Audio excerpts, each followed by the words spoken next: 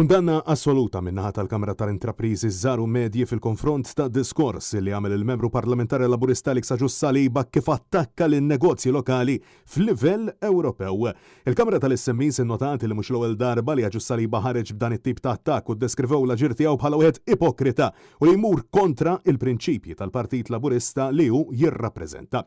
B'rabta ma' dan kollu l-4 nofsinhar Net News taqsal il sħabu deputati laburisti jekk jaqblux miegħu b'ħafna minnhom sansitra jelabbuha li m'għandhomx idea dwar xi qed nistaqsuhom, oħrajn jaħarbu milli jwieġbu f'konfużjoni sħiħa min-naħa tad-deputati tal-Gvern. Inti taqbel mal-istqarrija tal-Alexa Ġus-Saliba ikkundannaw l-SMEs ukoll id-diskors tiegħu. Ħallik għax għandi l-ewwel domanda. Naskem għal affarijiet. Dwar id-diskors li kundannaw l-SMEs. Ma nafx xi tgħid onestament. Alexa Ġus-Saliba taqbel miegħu mal-attakk li qed jagħmel fuq in-negozji Maltin u Ewċin l-SMEs. Il-Kamra tal-SMEs iddeskrivietu bħala att ipokrita. Ma naħsibx qed jagħmel ebda tip ta' attakk. Ma taqbilx mal-Kamra tal-SMEs. La naqbel mal-Kamra tal-SMEs u naqbel ħafna dak li qed jgħid Alexa Ġus-Saliba. Ma Alexa Ġus-Saliba taqbel? Alexa Ġus-Saliba qed jagħmel xogħol tajjeb. Skont l-SMEs le però. Qed jagħmel xogħol tajjeb. Dik li kundannat l-SMEs. M'għandekx kummenti? L-SMEs fehmu ħażin. Mhux kwestjoni SMEs iva. Ara, ovvjament nifhem li inti ġej minn partit politiku tipprova tieħu politika. Ngħidlek l-istqarrija tal-SMEs fis-sens. L-istqarrija tal-SMEs rajta ma qablux mal-metodu tiegħu, kulħadd għandu dritt jesprimi l-opinjoni u l-metodu kif jaħdem. Alexa Ġus-Saliba l-SMEs ikkundannaw. Dwar xiex. Dwar l-attakk tiegħu fuq in-negozji Maltin u Ewċin. Ma rajx fejn nikkondannaw. Għandek kummenti? M'għandix kummenti. Għandek kummenti dwar Conor Borġmanxe? Laqas? Brabta mal-aħħar dikjarazzjonijiet li jagħmel l-ex membru tal-Partit Laburista Conrad Borġmanxe, sindku tal-Gżira, kompli toħroġ il-qasma li hemm bejn il-Laburisti iżda ċertament spikka is-silenzju ta' Alison Zarafaċifelli, responsabbli propju mill-Kunsillu Lokali. U dwar Conrad Borġmanxe x'taħseb?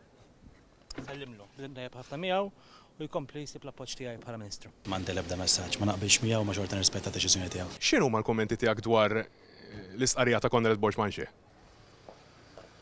Sindku dan.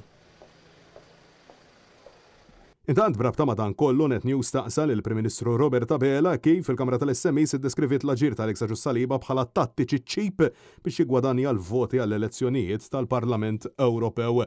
Konsistieti li seta' jieħu passi lokalment imma Abela ma setax jispjega għalfejn attakka lin-negozji fl-Ewropa. Id-direzzjoni tal-Chamber tal-SMEs kienet tuża l-istruttura lokali biex wieħed jara li ma jkunx hemm dak l-abbuż mill-prezzijiet. U dak huwa kumment li huwa wieħed leġittimu għalhekk ma' Chamber tal-SMEs għandna relazzjoni eċċellenti għax tista' tgħid għandna pożizzjonijiet li jikkonverġu fuq ħafna. Għalfejn m'għamilx hekk imma? Il-punt ara, jiena tkellimtek fuq il-prinċipju. Il-prinċipju jibqa' li għandna nipproteġu lil ħafna, jiġifieri lill-poplu tagħna minn prezzijiet eċċessivi. Fil-waqt li brabta ma' Conrad Borġmanxe wasaq li mhux vera li l-President tal-Labor Ramon Attard irredikolatu fil-qorti, mentri fil-verità hekk kien saħaq sansitra fl-ittra tar-riżenja tiegħu. Musax il-kelma tirredikolatu kien hemm kelma differenti, però ikkommentejva fuq il-mod kif sar il-kont. U inti taqbel? Qed ngħidlek fuq l-iktar punt bażiku li m'għandux ikun hemm rilokazzjoni tal-pompa tal-petrol ġewwa l-ġnien. Dak huwa Ma taqbel mal-imġiba li kellha l-President tal-Partit Laburista? Dakinhar kienet qed teżerċita l-professjoni legali tagħha l-mod kif sar dak il-kontroeżam jiena ma kontx preżenti biex ngħid il-mod il-manjera kif sar il-kontroeżam. Finalment staqsejnieh dwar jekk jikkundannax id-diskors dispreċċattiv u offensiv min-naħa tal-uffiċjali tal-Customer Care tal-OPM għallok meqjusa bħala ta' kontrihom brabta mal-iskandlu tar-rekit tal-liċenzji.